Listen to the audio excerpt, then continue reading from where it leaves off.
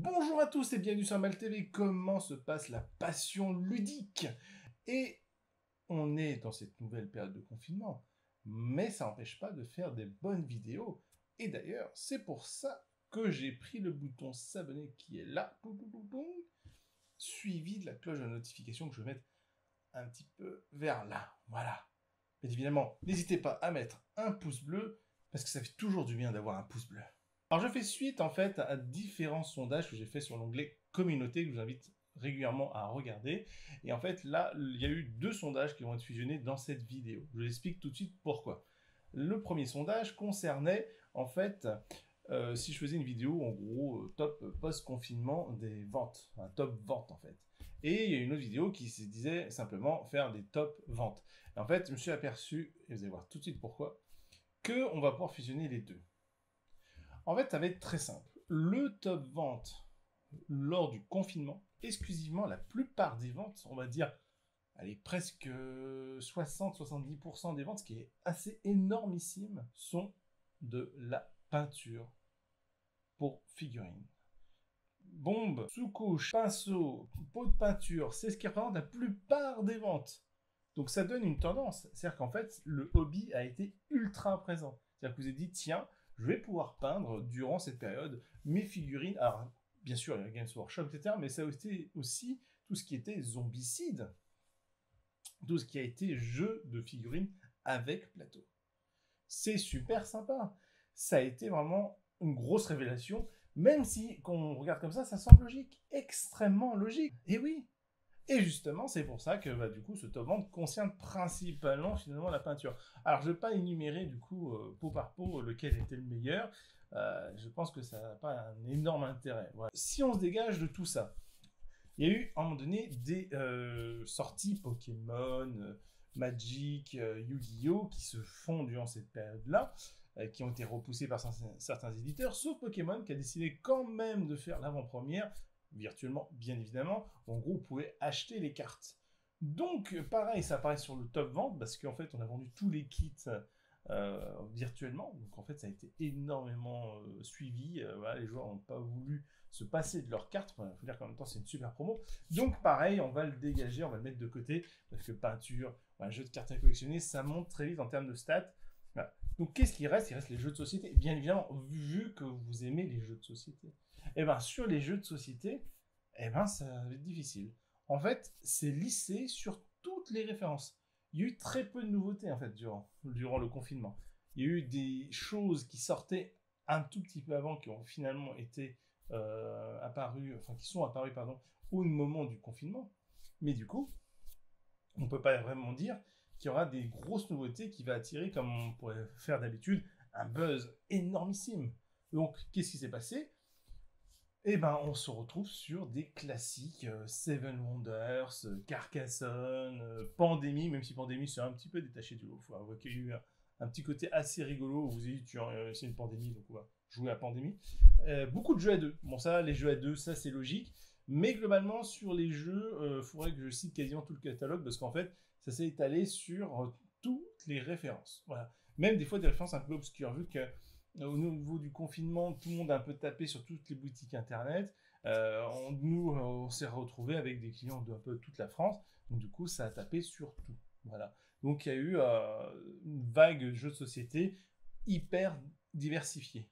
On n'était pas sur les dernières tendances du moment. Ça a été hyper diversifié, voire même très simple, les blockbusters en premier, etc. Mais globalement, ça a même été lissé. C'est-à-dire que les Seven Wonders, oui, au-dessus, mais finalement, il y a eu quand même des jeux un peu plus classiques. Il va y avoir aussi des jeux un peu plus costauds, parce que les gens avaient un peu de temps, donc ils ont profité aussi pour faire des gros jeux de 2-3 heures sans aucun problème. Voilà, donc ce top vente n'est pas si simple que ça.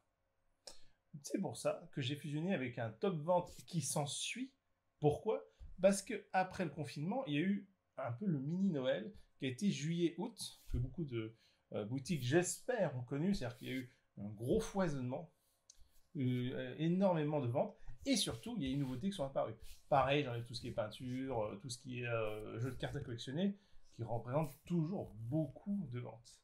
Et là, dans ce top, on va essayer de voir un peu qu'est-ce qu'il y a eu durant cette période, sachant qu'il y a eu des sorties il y a eu en vrac, Splendor Marvel, Unlock Star Wars, Horror Arkham, Master Wars, Mysterium Park. On a eu plein de choses. T'as aussi finalement un petit peu entre septembre et octobre, hein, désolé. Mais voilà, on est sur un gros foisonnement et des fois, ce qui est septembre-octobre était simplement des choses qui auraient dû apparaître avant. Donc c'est pas forcément représentatif ce qui sort en septembre-octobre. C'est des fois des jeux de juillet-août au final, ou de septembre, début septembre, qui ont été décalés. Donc en fait, quel est ce top? Étrange, bizarrement, tout à fait logique, et tendance forte sur un peu tous les domaines. Voilà, donc j'ai exclu comme d'habitude les jeux de cartes à collectionner, j'ai enlevé tout ce qui était accessoires, peinture, beaucoup moins. Pour le coup, on pourrait presque refaire un top, parce qu'il y a eu beaucoup moins de peinture par rapport à avant. Les joueurs s'étaient plutôt bien équipés avant, donc du coup, ça s'est calmé très fortement. Mais on peut faire quand même une mention honorable à Indomitus de Warhammer 40 000, qui a été un gros succès malgré les énormes pénuries, parce que le Games Workshop n'avait pas anticipé du tout son succès. Et du coup, on s'est retrouvé avec très peu de stock par rapport au succès demandé. C'est-à-dire que nous, on n'a même pas fait un tiers des demandes. On n'a pas pu satisfaire plus que ça, alors qu'on a été boosté par rapport à d'habitude, parce que c'est pas notre vocation principale de vendre du jeu de figurines. En périphérie, c'est-à-dire tout ce qui est JCE, c'est-à-dire les jeux de cartes évolutifs, principalement faits par FFG, bien évidemment. On était sur du Marvel Champion, principalement, même si, comme d'habitude, dans Marvel Champion, difficile de dire que c'est bon, parce que le jeu est en rupture depuis plusieurs mois, voire plus d'un an maintenant, ouais. Donc ce qui fait que c'était difficile de dire Marvel Champion, c'est le best jeu de cartes, et Horror Arkham, bien évidemment. Mais Horror Arkham, je dirais, gagne parce que déjà c'est installé depuis longtemps. Marvel Champion, je pense, avait moyen de faire plus grâce au phénomène un petit peu de mode. Et encore, est-ce que on peut pondérer par rapport à, est-ce que c'est pas à cause du faible choix disponible, de peu de boutiques qui avaient du produit? On ne sait pas, c'est difficile de quantifier ce genre de choses. Là, on retrouve finalement les jeux de société. On est sur des choses que vous allez trouver ça logique, je pense.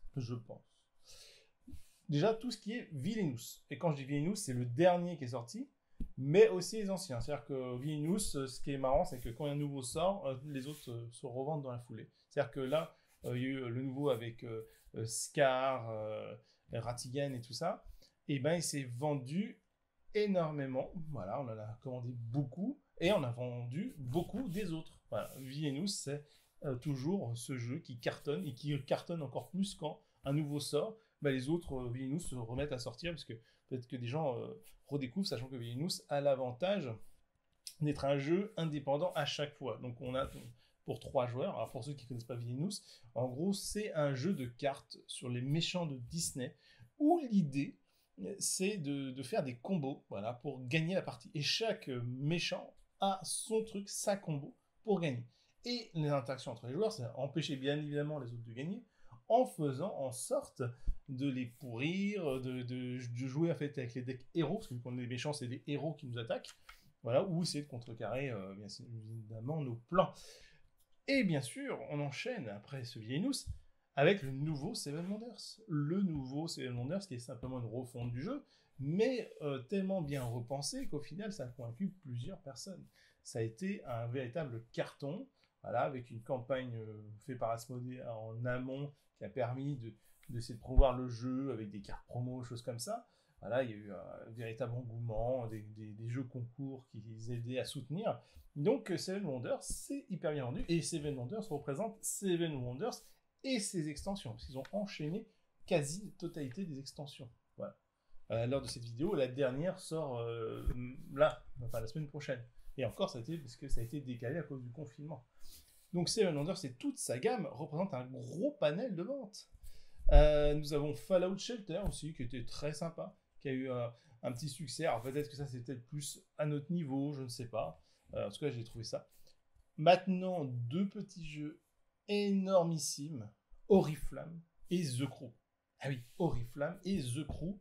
2 petits jeux super top, quoi. Oriflamme, c'est ce jeu qui va mélanger un petit peu complot, mascarade, slash citadelle. Et on va essayer de jouer du bluff pour essayer de récupérer des pièces.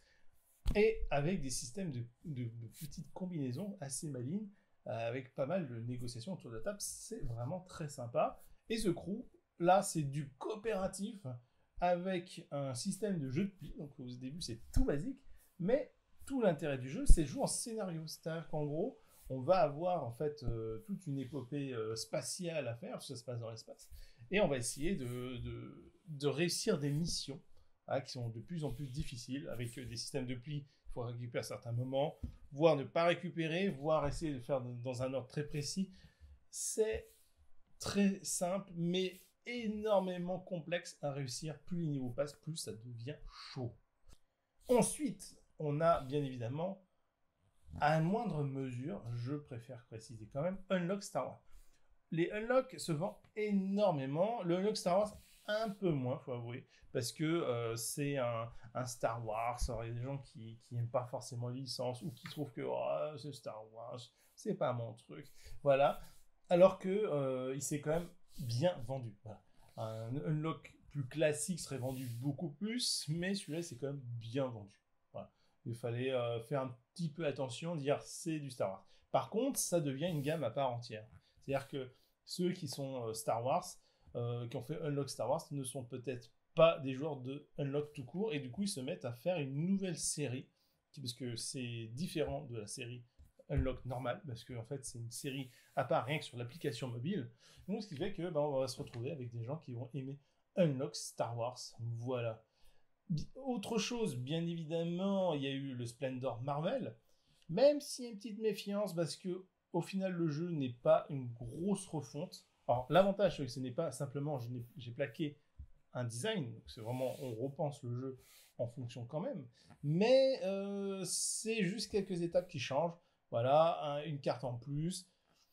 On est quand même globalement sur du Splendor. Voilà, c'est du Splendor, puis là en ce moment, on abuse bien sur du Marvel, mais ça reste quand même une vente correcte, on va dire. Voilà. Peut-être une vente plus de Noël ou pour les fans du genre et dans les jeux à licence. J'en profite, je fais cette transition avec Harry Potter, Défense contre les forces du mal, qui est en fait le Hogwarts Battle jeu de cartes vu en mode duel. C'est-à-dire qu'en gros, les joueurs vont s'affronter un contre un à travers un deck building pour essayer de terrasser l'autre avec une petite piste qu'on voit comme dans le film, là, ils se donnent des coups de baguette.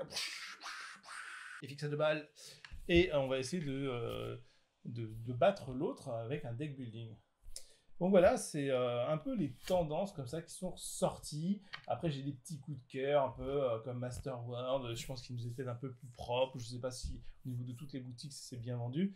Nous, on l'a vendu très correctement parce qu'on aime bien.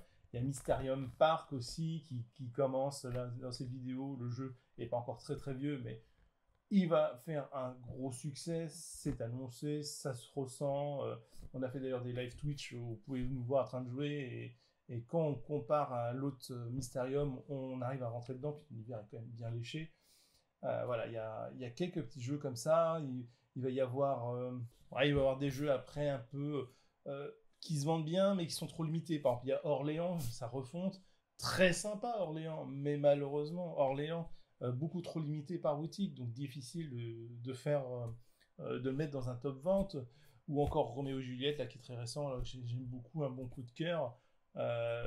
Voilà, il y a pas mal de jeux comme ça, ce n'est pas évident de les mettre toujours dans le top, parce qu'il y a eu un gros rattrapage sur les références en général. Voilà, et ce que je vous ai donné, c'est en gros, c'est une grosse tendance pour nous, bien évidemment, et pas pour toutes les boutiques. C'est très important de le souligner. Je pense qu'il y a d'autres boutiques qui vont donner, et d'ailleurs, n'hésitez pas à donner votre ressenti dans les commentaires. Bien évidemment, c'est super intéressant, hyper intéressant. Beaucoup de joueurs l'ont demandé. Et voilà. Donc maintenant, pour la prochaine vidéo, je vous invite à aller dans l'onglet communauté et de répondre aux nouveaux sondages. Et j'en profite rapidement pour parler aussi du live ou des lives à venir. Donc vous savez, on stream en ce moment sur Twitch très souvent, quasiment tous les jours en fait. Et maintenant, on va aussi proposer des jeux géants. Bah oui, comme il y a un confinement, il faut faire un jeu géant ou deux de temps en temps. Donc j'ai pensé à Conem, Master World et Dilemme Express. Moi, je trouvais ça assez rigolo. Mon Dilemme Express, je ne sais pas encore comment le faire, mais déjà sur les réseaux sociaux, je veux mettre des dilemmes assez rigolos Et l'idée, ce sera simplement de voter. Voilà, ça ne sert à rien, c'est juste pour se marrer. Donc voilà, je vous invite donc à regarder tout ce qui est nos pages Facebook, Instagram, et bien sûr notre nouvelle chaîne Twitch qui est toute récente et qui mérite un petit peu d'attention. Donc voilà, je vous dis à bientôt, que la passion ludique soit avec vous, et à bientôt pour de nouvelles vidéos.